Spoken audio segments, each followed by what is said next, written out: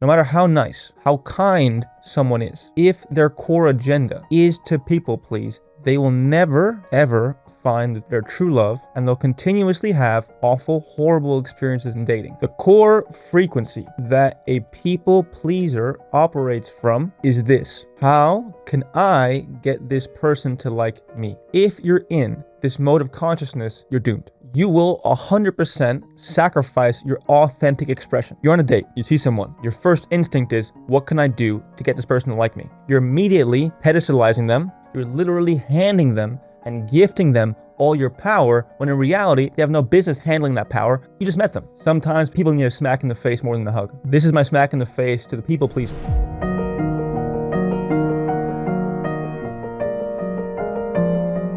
Hello everyone, welcome to a new episode of the New Age Sage podcast. Today we're exploring the loaded topic of people pleasing. And specifically, the question I want to investigate that plagues the mind of many is the following. Why do the nicest people often have the hardest time in dating? Right? The people you meet who are having a hard time finding love, who usually attract people who aren't the best for them. They're usually nice, kind, sweet people who obviously have issues. None of us are perfect, but they frequently encounter issues in dating. They're nice people, so we're confused. Why is this person not having success? They're a nice person, they're kind, they're pretty, but they keep having issues. And then we look at our friends who are kind of assholes, who aren't great people, who somehow have immense dating success.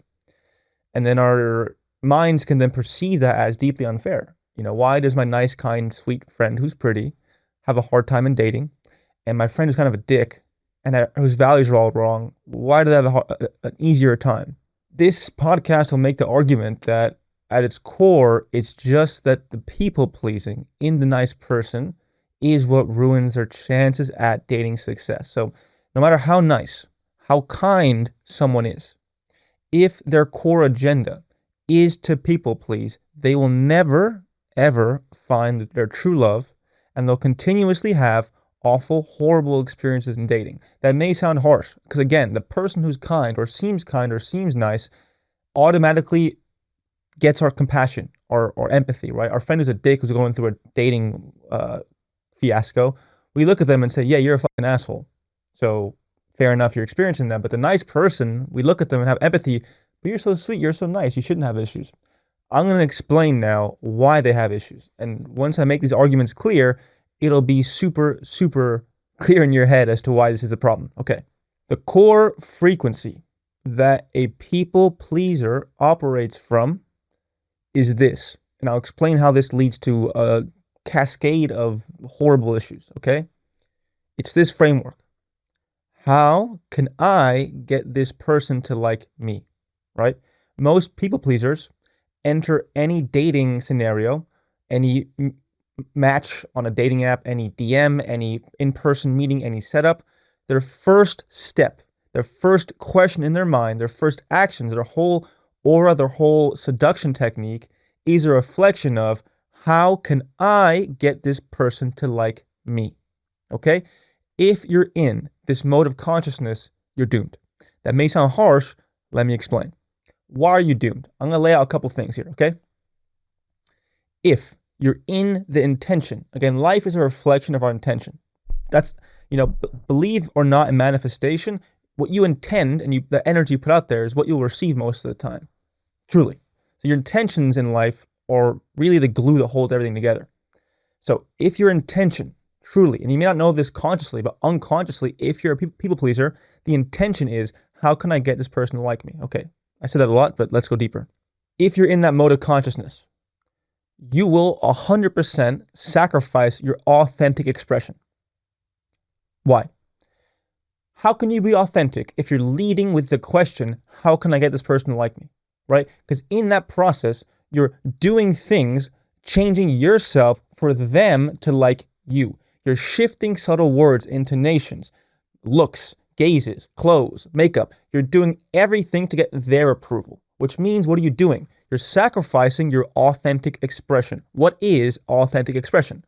Who you are right now without any fear of other people's perception.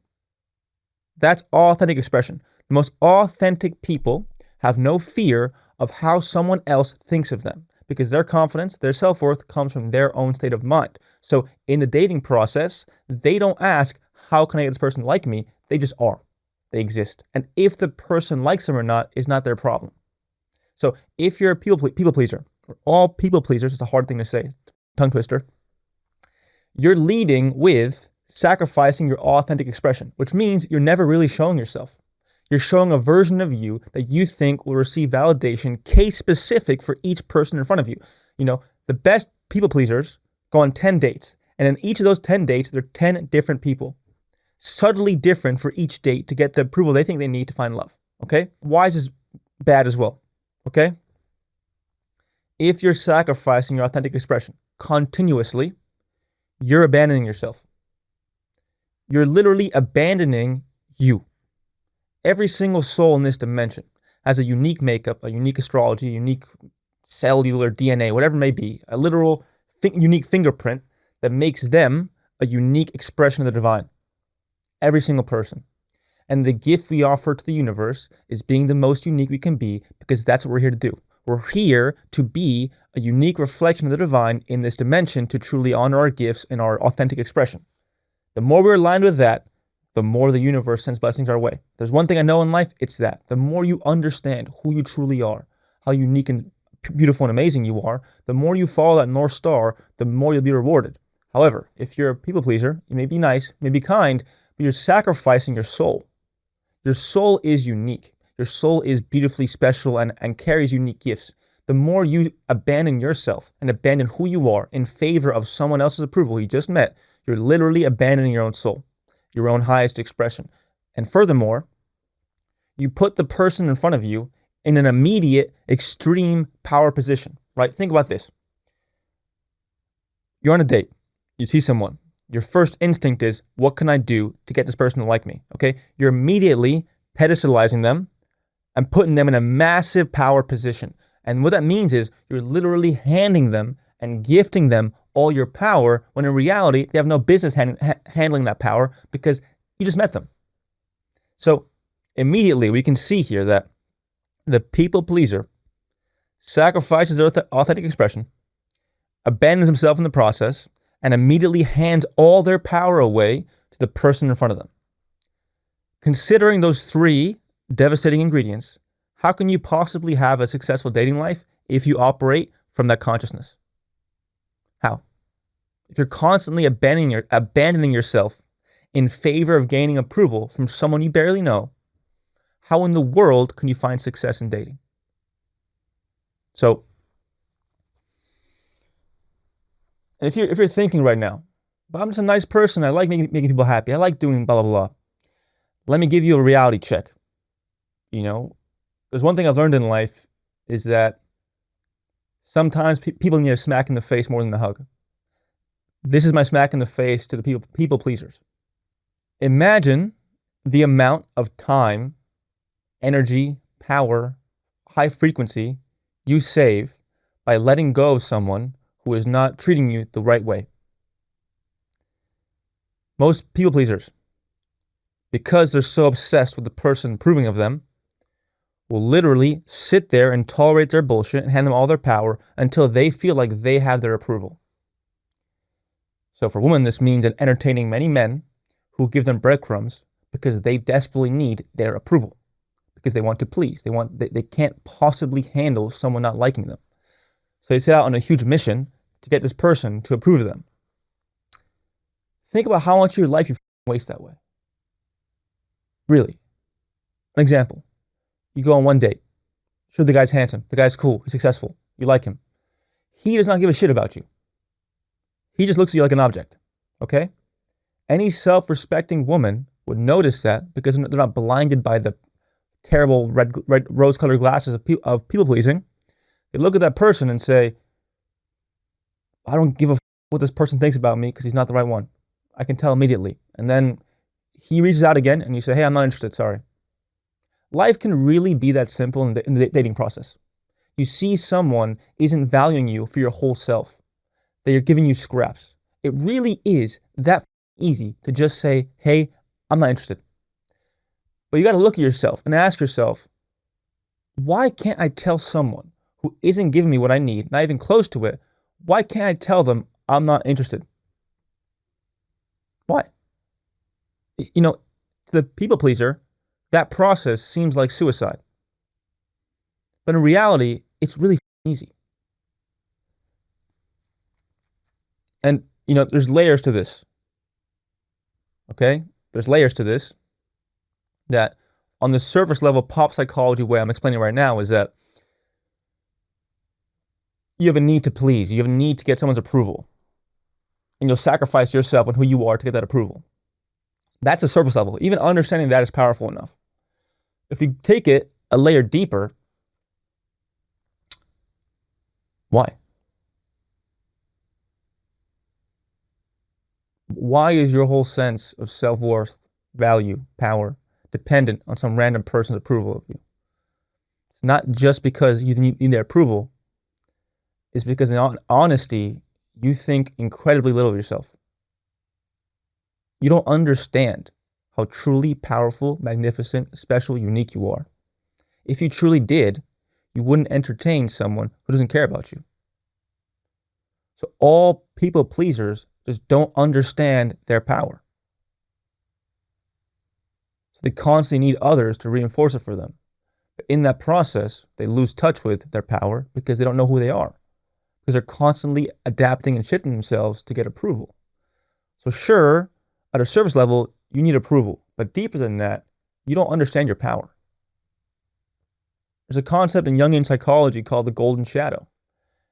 And we're all familiar with shadow work, right? Shadow work is the process of becoming familiar with the parts of yourself you've rejected. Your terror, your anxiety, your insecurity, you shove it away, you push it down, and you ignore it. Most narcissists, most incredibly charismatic, powerful people have that issue. They suppress their darkness, their greed, their jealousy, their anger, their rage. They suppress it, they don't look at it, and it leaks out in horrible ways. People pleasers are actually more so dealing with the golden shadow. What's the golden shadow? The golden shadow is the power in you that you've repressed. People pleasers all have a golden shadow. They've pushed down their power so deeply that they'll do whatever it takes to shapeshift themselves to get approval from someone else. Because if they truly understood their power, they would not need some random guy's approval. So all people pleasers need to do golden shadow work. What does that mean? Understand and reclaim your power. Because you spent your whole life running away from it and hiding it. It's only when you discover how powerful you are that you'll stop tolerating breadcrumbs from people who don't care about you. Right? That's what separates this right now, okay? Let's take an example here, right? Again, you go on a date with someone you like and they're cool, they're handsome, they're great, but they're not meeting where you want to be met. They're not texting you much, not giving you the energy you want. You know they're kind of a player. If you knew your power, you wouldn't give a f***. You'd say, I know what I'm worth. I know plenty of men will like me for me. This guy doesn't. Great. He cannot like me. Who gives a f***? Because I know I'm powerful. But to get there, you're required to understand your own power, right? Someone who doesn't understand their power has a severely scarce mindset. What does that mean? That because they think they're so worthless, they'll tolerate any affection in whatever minuscule amount from some random person because they think, I can get more. If this guy doesn't like me, then it means all guys won't like me. So I have to give this guy everything to like me because I don't know where else I can find it. That's someone who doesn't understand their power.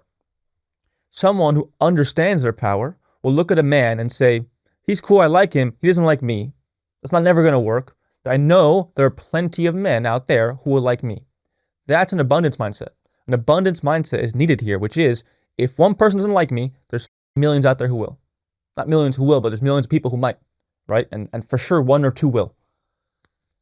And anyone who's successful in dating has to have that mindset of, if this person in front of me doesn't like me, I know there's someone who does, and there's plenty of other people out there, and that's okay. So you got to stop putting all your attention, all your power in one person to hand you the keys to your own power, because that will never work, because one person can never do that. So if they don't like you, if they don't want to meet you where you're at, there's plenty of other fish in the sea. That saying is so overused, but it's true. If you don't understand that there are millions of people out there, then we're never going to get anywhere, right? Other examples of this scarce mindset, this lack mindset, is living in a big city and thinking, there's no one for me in my city. I can't find anyone in my city. Okay? There's millions of people in your city, especially if you're in New York or LA or one of these places. If you truly think there's no one in there for you, that's your evidence of a severely lacking mindset, victim mindset, really.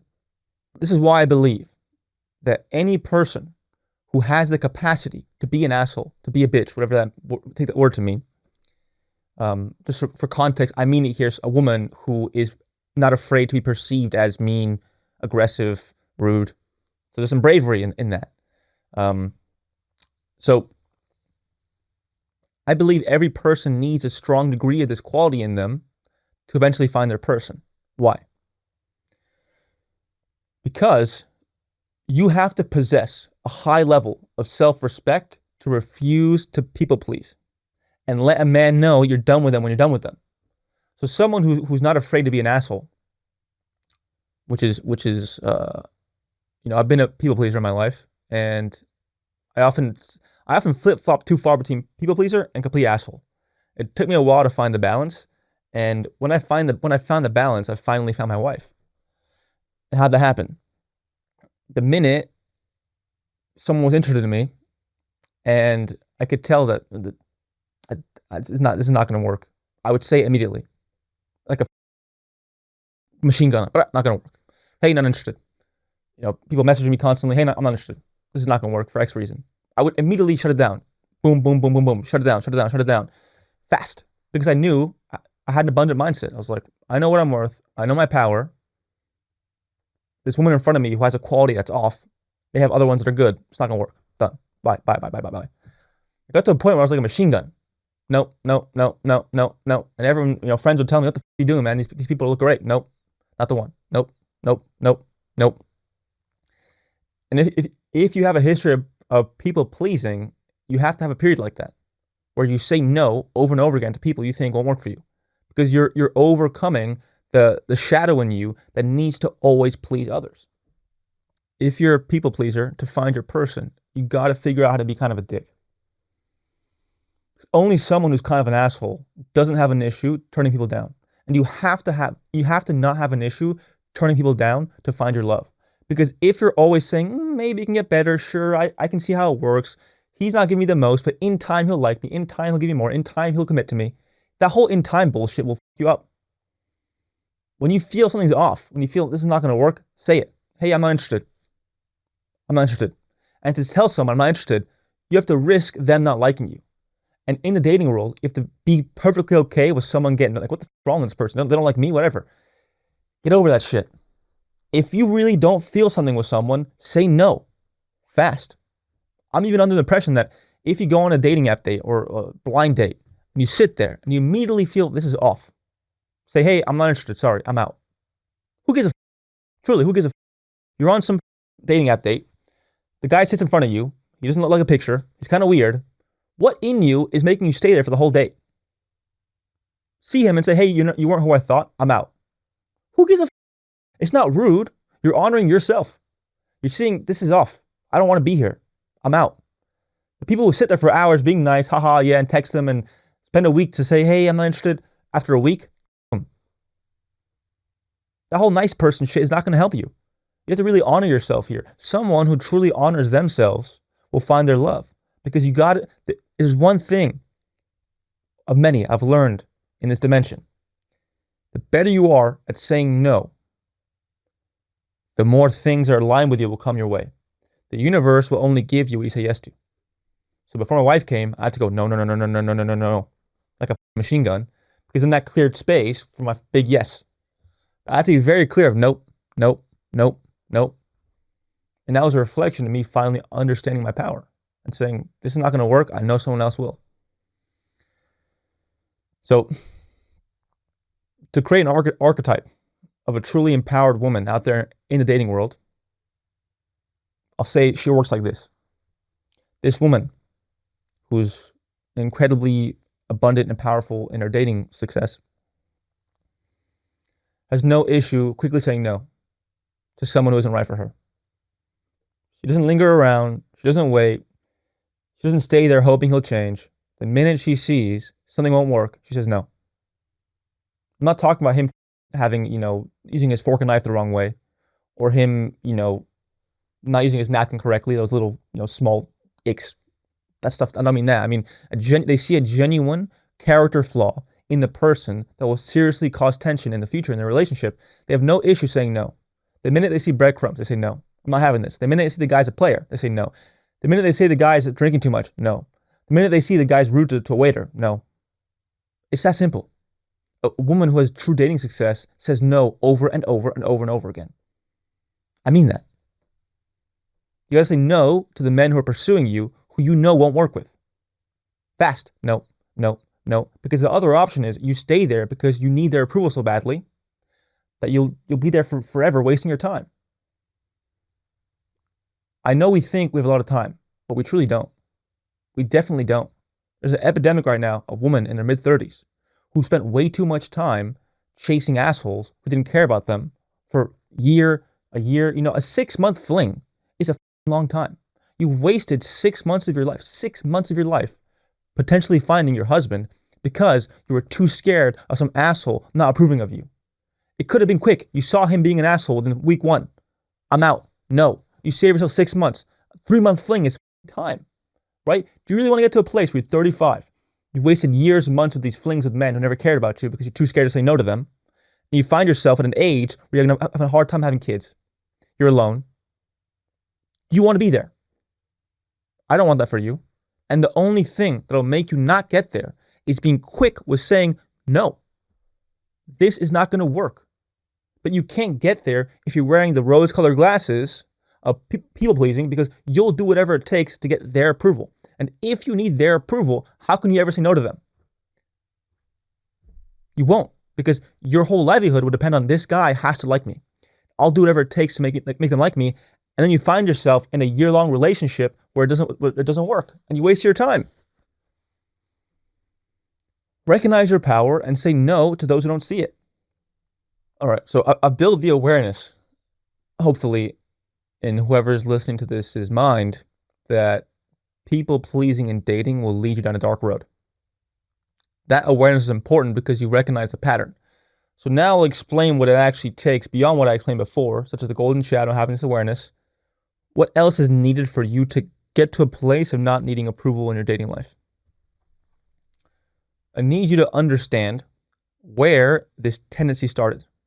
Where in your childhood mainly, when you're younger, teenager, whatever it may be, in your early years of life, where did you feel so starved for love that you had to adapt yourself to get it? I'll ask that again.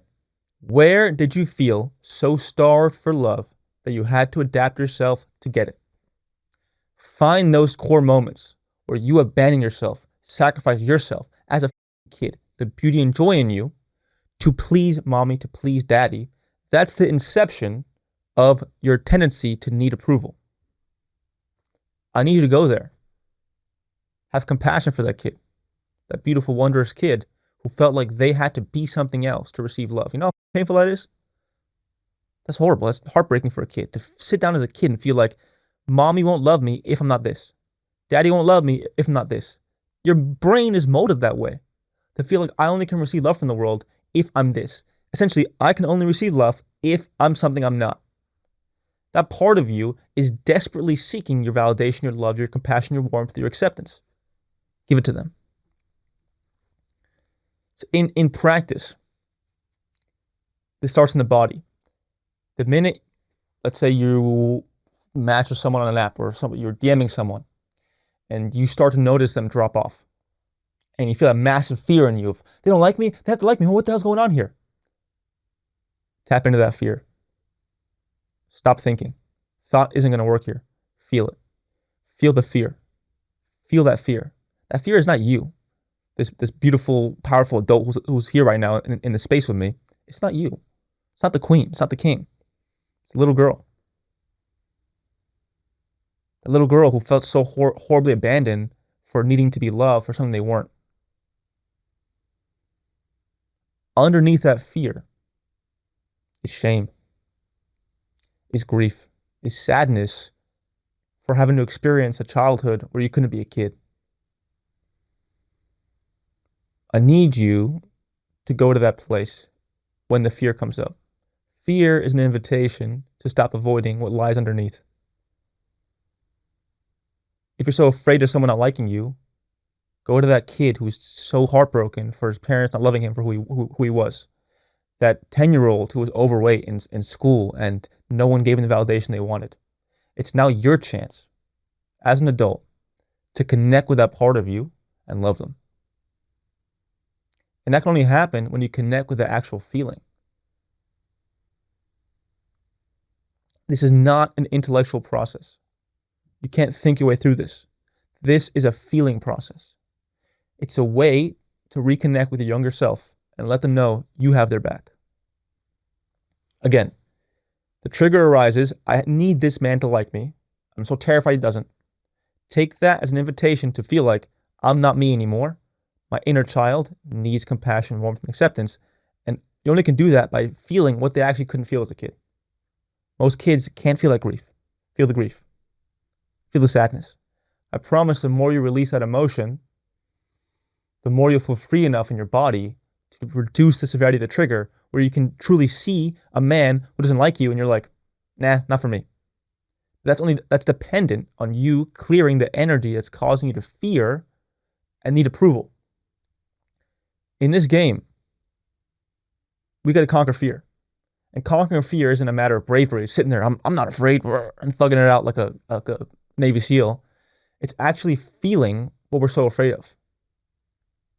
Right? You're afraid of this person you like, you're attaching feelings to, not approving of you. What does that mean? You're afraid of losing them.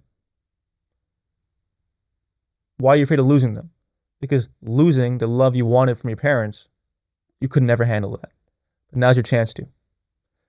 Losing the affection of your friends and when you were a kid and being an outcast, you couldn't handle that. So fear is a chance to finally feel what we couldn't feel in our childhood. Separately, the kings and the queens of this dimension are those who hold their inner child with deep tenderness. Why? Because when the inner child's sadness, grief, terror is ignored, pushed down, repressed, when the moment comes in sacred union of trigger, that kid will come and drive the car. They'll get angry, they'll get pissed, they'll get afraid, they'll withdraw, they'll stonewall, they'll go silent, they'll run away, they'll speak negatively, they'll be mean to their partner, they won't understand their partner. The kings and queens know that my partner deserves me, not my wounding. But it's still your problem to address your wounding. And that's only possible if you genuinely tend to the needs of your inner child. So a king stands there as a king because he's holding his little boy. He's holding that terror, that fear, that sadness, and feeling it with him so he doesn't react it and push it and project it towards those he loves. That's power right there. Real power is honoring the needs of your inner child, because right now we have a lot of men and women who are walking children. The minute they get triggered, they're stonewalling, they're silent, they're not talking, they're running away. That's a kid. The minute I go into fear and I start reacting that way, I'm not me, I'm a kid. It's not shaming the kid, it's understanding that that kid deserves my love and needs my love to reconnect with me. The more I do that, the more I want to leak this to my partner and those I love. So it's time to stop being walking children. And the only way we get there, funnily enough, is having compassion and empathy for the child inside ourselves.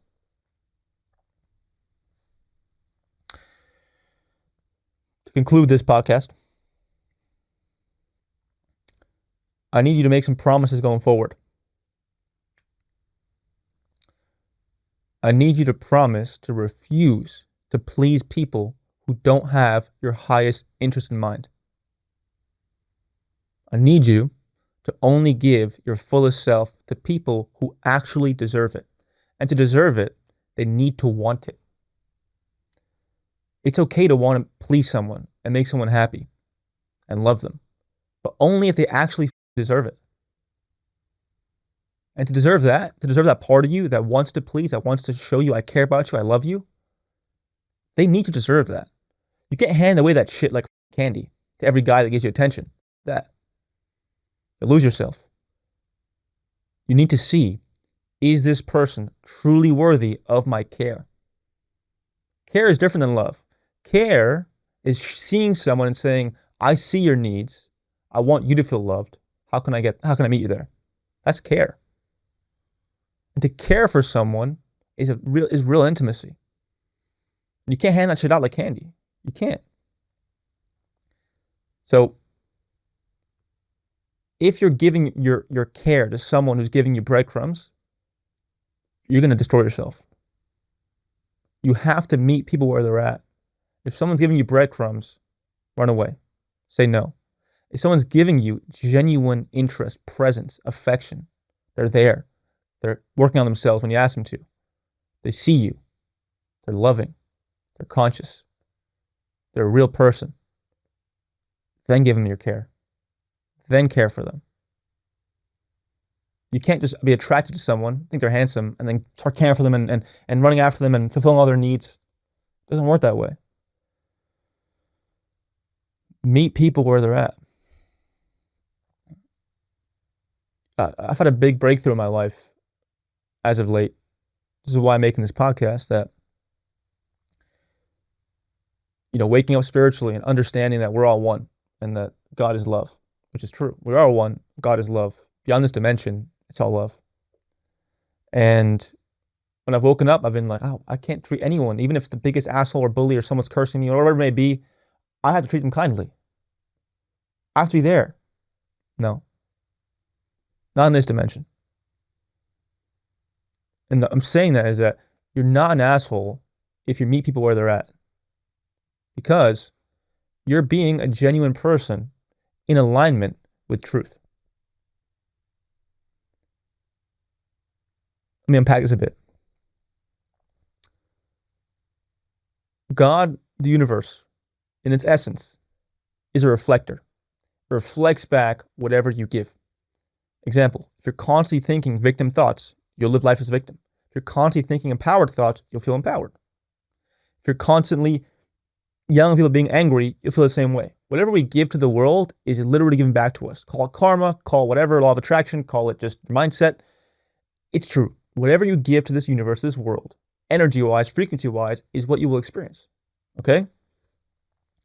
That's the nature of the source. It reflects. I believe we have to be reflectors in this dimension. Like, if you have any self-respect, if someone is bullying you, harassing you, not giving you what you need, be a reflector. That doesn't mean, calling them an asshole and kicking them and punching them and saying all kinds of names. It's just showing, I see you for who you are. I'm not interested. I'm not an asshole, but I have a capacity to be. But the minute I see a friend's true colors, someone professionally, they're being weird and trying to use me, or there's something off about them, I don't give a f. I immediately distance myself. I won't answer them. If they ask me, hey, what's up? I'll tell them, hey, this is out of alignment for me. I'm not interested in friendship. If you have a bully at work who's treating you like shit, you're a reflector. Reflect back. Make them see, you're treating me like shit. That's that. That's a reflector. Is you hold a mirror up. So if someone's treating you like shit and giving you breadcrumbs, your job is to show them. It's not to attack them. Attacking them is playing their game. The truly God-aligned person is a mirror, right? If a friend of yours acts out of line, you hold a mirror up and say, hey, yo, you did this. That's not cool. I'm not mad. I'm not getting aggressive. I'm not getting angry. I'm showing you what's up, right? Some asshole is not giving you attention and care. You can say, hey, your communication was terrible. I'm not interested anymore. You're being a reflector. That's real divinity. It's truth. Those in their highest alignment reflect back what is given to them. Not out of hate, not out of judgment, but as a reflector. And the people I know who are the highest consciousness are the most beautiful mirrors. When someone is treating them like shit or bullying them, they don't attack back, but they hold a mirror up. They make them know, see yourself right now as this bully. Because it's not getting through me, right? Again, it's a perfect example in dating. If someone is treating you badly and giving you breadcrumbs and not being there for you, you hold the mirror up. The times I've realized I was genuinely being an asshole in my past is when a woman held the mirror up and say, hey, you did these things. They weren't mean to me, they didn't attack me, they say, you did these things. I saw it and I was like, yeah, you're right, that wasn't right. But that person people were reflectors. So to be empowered right now, you're not an asshole if you're showing a reflection of someone else in front of you. If a guy's being a dick, you hold a reflection saying, hey, you did these things, not gonna work for me, I'm out. That's reflection. A people pleaser can't do that because they're so blinded to need their approval. They'll take terrible, treatment and all this bullshit and not show it back. So those light workers, it's not of the highest interest, the most aligned thing to be beautifully kind and loving to anyone who's horrible to you and who doesn't treat you right and isn't the right person. I truly believe the highest nature is to be a reflector. If someone's treating you like shit, let them know. Say, hey, you did these things, not cool for me. If a friend says something out of line, say, hey, this was out of line. That's very different than saying, you motherfucker, why'd you do this? I'm out. The mirror is a mirror. It's saying, hey, you did this, not in alignment, I'm out. Or saying, if you want to be friends with me, this is not going to work. That's a reflector. And lastly, be a real person. Again, the working definition of God I like the most is truth. God is what is. What is truth. The closest thing to God is truth. It's what is. It's actually truth. I promise you, the more you're aligned with truth, the more real you are. So, a real person doesn't stand there taking shit from someone just because they want their approval. That part in you is like, what the f*** is wrong with this guy? It needs to be honored. That's real. Saying, well, I don't want this. Get out of here. So to succeed in dating and in life, you have to be real. You have to be brave enough to be real. Real bravery, real courage is actually being real, being authentic. To risk people not liking you for who you are. That's bravery. Being real. Being real in this fake inverted dimension where everyone's wearing a mask at approval is an act of God. If you're a real person, you're enlightened. Because everyone's fake as because they're so terrified of not getting approval, of actually being rejected for who they truly are. If you're brave enough to be who you are and people don't like you for that, and you still stand 10 toes on who you are, well done. You won this game. I believe this game is all about being real, being the realest version of ourselves. And to get there, we have to stop sacrificing ourselves and abandoning ourselves to get someone's approval, especially in love. Real love is what? Real love. Which means you have to be real to get actual love. That's real love. Being authentic and leading in your dating, being authentic, because when you actually match with someone, it's real. If you're playing games and manipulating, wearing masks, it's never real. Real love is real. You are real. You're authentic. You're truthful. It's real. You want real love? Be real. And then the rest, it'll come to you. Thank you.